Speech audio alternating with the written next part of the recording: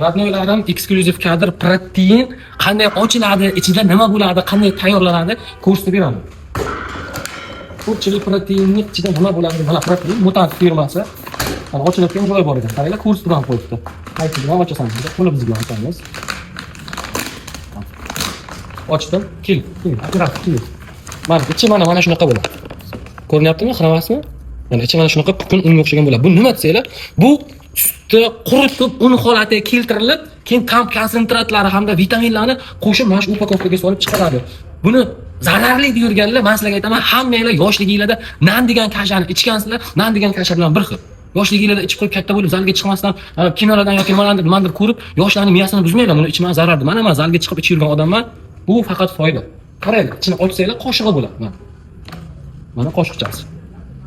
Bitta qoshig'i 50 gram. Nafsiylarga, kilogramminglarga, qorninglarni och yoki to'qligiga qarab ichasizlar. Mana bir qoshiq ichaman, zaldan oldin, qornim ozgina ochroq. Mana shakerga bir qoshiq solib, suv solamiz. Suv qancha solish kerak aka desanglar, o'zingizlarning xohishingizdan kelib chiqib, agar quyuqroq qilib ichmoqchi bo'lsanglar, suv kamroq qo'shasizlar.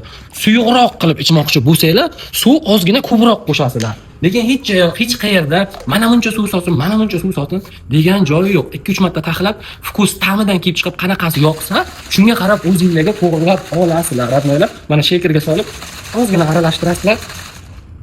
Tayyor bo'ladi proteiningiz.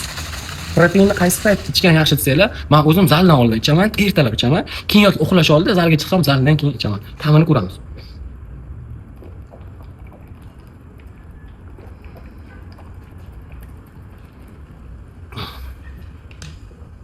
Ta'mi zo'r.